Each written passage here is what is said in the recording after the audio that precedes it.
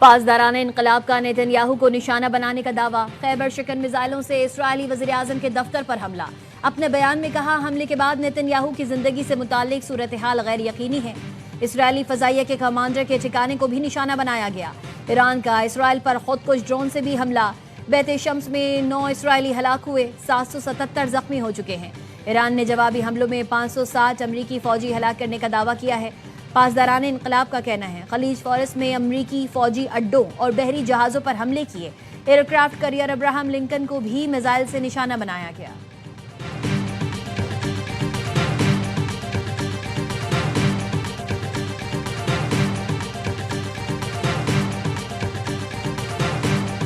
ایران پر اسرائیلی اور امریکی حملوں میں 555 ایرانی شہید۔ تازہ حملے میں تہران کا ایمرجنسی سروسز کا دفتر تباہ، عملے کو نقصان پہنچا۔ تہران میں گاندھی اسپتال کو بھی نشانہ بنایا گیا۔ وسطی شہر سانداج پر 6 میزائل داغے گئے، کئی رہائشی عمارتیں اور پولیس اسٹیشن ملبے کا ڈھیر بن گئے، 2 شہری شہید، متعدد زخمی ہو گئے۔ وسطی شہر کرملن میں ایئرپورٹ کو نشانہ بنایا گیا۔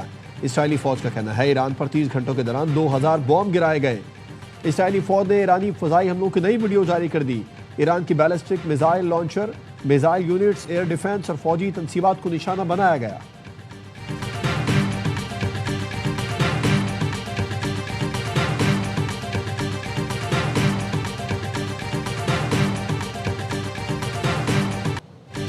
جنگ کے دوران کویت میں 3 امریکی لڑاکا طیارے تباہ، امریکی سینٹکام نے 3 F-15 تباہ ہونے کی تصدیق کر دی۔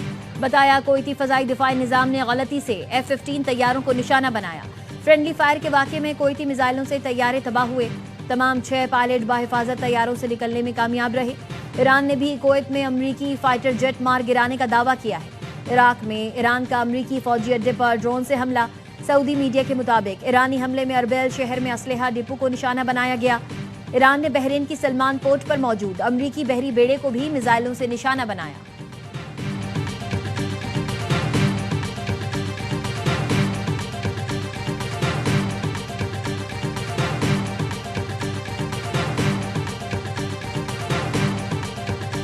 Strongly condemn the war being waged on Iran. We have reaffirmed our support for sovereignty and territorial integrity. I join all Pakistanis to condoling the martyrdom of Iran's supreme leader, Ayatollah Ali Khamenei. May Allah grant him highest place in Jannah. Iran پر جنگ مسلط کرنے کی سختی سے مذمت کرتے ہیں، پڑوسی ملک کے استحکام کے لیے اپنی حمایت کا اعادہ کرتے ہیں۔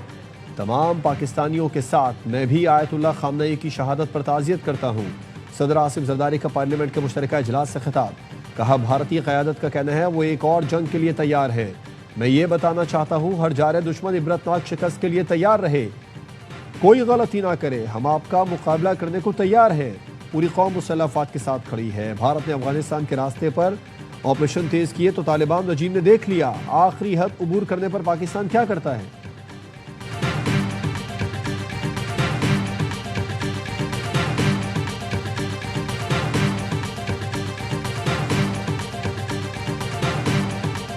Pakistan's condemnations of the attack in Iran. Dialogue and diplomacy is the only way forward.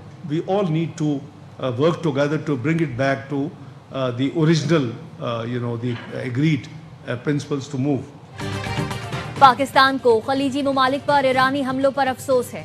Iran کی جانب سے حملے اپنے دفاع میں کیے گئے۔ پاکستان مسلسل مذاکرات اور سفارتکاری پر زور دیتا آ رہا ہے۔ نائب وزیر اعظم اسحاق ڈار کی غیر ملکی سفیروں کو بریفنگ، کہا، افغانستان میں دہشت گردوں کی محفوظ پناہ گاہیں ہیں۔ کئی بار افغانستان سے بات چیت کی کہ اپنی سرزمین پڑوسی ممالک میں دہشت گردی کے لیے استعمال نہ ہونے دیں، لیکن نتیجہ صفر رہا۔ پاکستان نے اپنے دفاع میں آپریشن غضب للحق کا آغاز کیا۔ نائب وزیر اعظم اسحاق ڈار سے چین کے سفیر کی ملاقات، خطے کی صورتحال پر تبادلہ خیال۔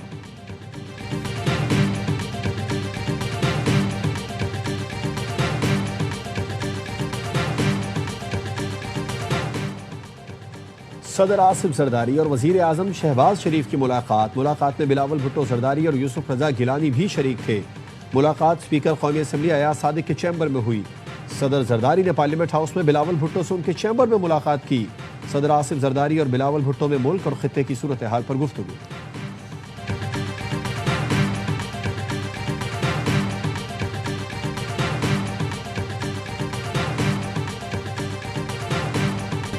افغان طالبان رجیم کی جارحیت کے خلاف آپریشن غضب للحق جاری، فضائی کارروائیوں میں 51 اہداف کو نشانہ بنایا گیا۔ وزیر اطلاعات عطا اللہ تارڑ کے مطابق افغان طالبان رجیم کے 435 کارندے ہلاک اور 630 سے زائد زخمی ہو چکے ہیں۔ 188 پوسٹیں تباہ، 31 پر قبضہ کیا گیا۔ افغان طالبان رجیم کے 188 ٹینکس اور مسلح گاڑیاں تباہ کی گئی۔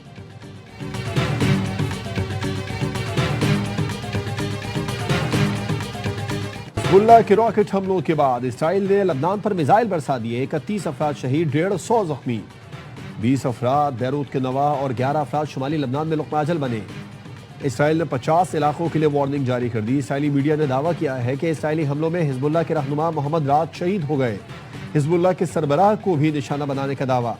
اسرائیلی فورسز نے لبنان سے راکٹ داغے جانے کی تصدیق کی۔ حملے میں کوئی جانی نقصان نہیں ہوا۔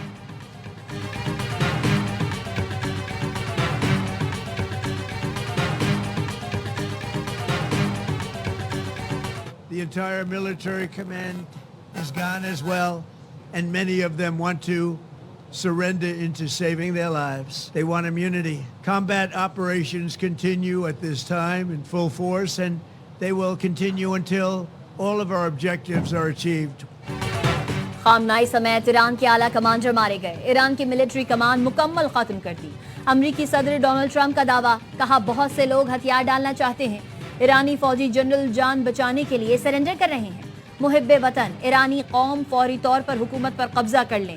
9 بحری جہاز اور ایرانی بحریہ کے ہیڈ کوارٹرز کو تباہ کر دیا۔ امریکی سینٹ کام کا کہنا ہے پاسداران انقلاب کا ہیڈ کوارٹر مکمل تباہ کر دیا گیا۔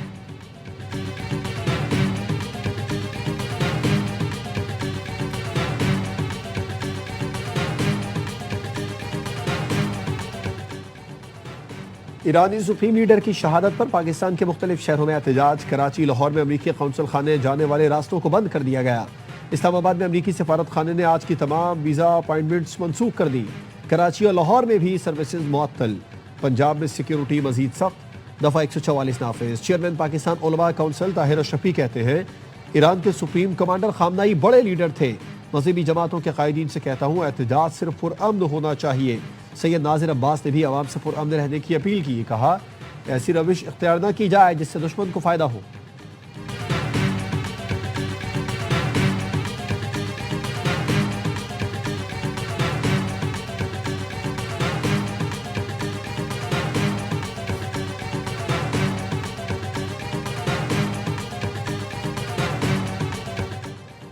ایران کا سعودی عرب کی تنصیبات پر حملہ، سعودی پریس ایجنسی نے وزارت دفاع کے حوالے سے بتایا ایران کی جانب سے آج راست انوار کی آئل ریفائنری پر 2 ڈرون فائر کیے گئے جنہیں فضا میں ہی تباہ کر دیا گیا۔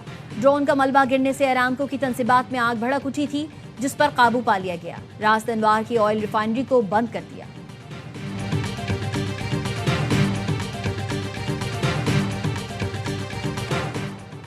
مشرق وسطی میں کشیدگی کے باعث تیل کی قیمتوں میں نمایاں اضافہ۔ رائٹرز کے مطابق لندن برینٹ خام تیل 4.5% اضافے سے $76.07 فی بیرل، جبکہ ویسٹ ٹیکساس خام تیل 3.9% اضافے سے $69.69 فی بیرل پر پہنچ گیا۔ آبنائے ہرمز بند ہونے کے بعد اوپیک پلس ملکوں نے اپریل سے تیل کی پیداوار یومیہ 2,06,000 بیرل بڑھانے کا اعلان کر دیا۔ شیدہ صورتحال کے باعث IMF کا وفد پہلی میٹنگ کے بعد واپس چلا گیا۔ ذرائع وزارت خزانہ کا کہنا ہے پاکستان اور IMF کے درمیان شیڈیول مذاکرات ورچوئل ہوں گے۔ IMF وفد کے ساتھ آج اہم میٹنگ شیڈیول تھی۔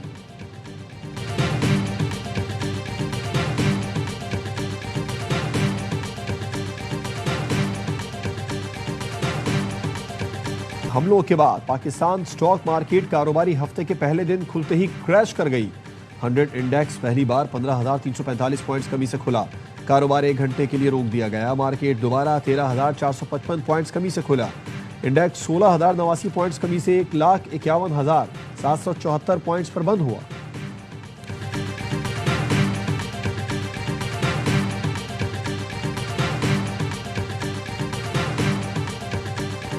سونے اور چاندی کی قیمتوں میں اضافہ، فی تولہ سونا 13,300 روپے مہنگا 5,63,862 روپے کا ہو گیا۔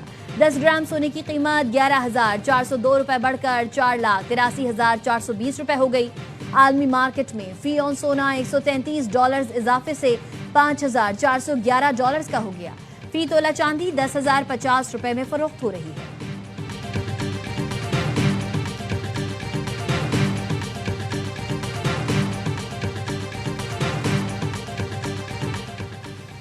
पंजाब की मुस्तकिल सिक्योरिटी के लिए बाइक समेत तमाम गाड़ियों पर ई टैग लगाने का फैसला। अमन व अमान से मुतालिक इजलास में मरियम नवाज ने जदीद तरीन ड्रोन डिफेंस खरीदने के लिए फौरी इक़दामात का हुक्म दे दिया।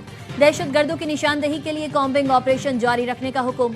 Punjab cyber crime investigation unit बनाने की मंजूरी।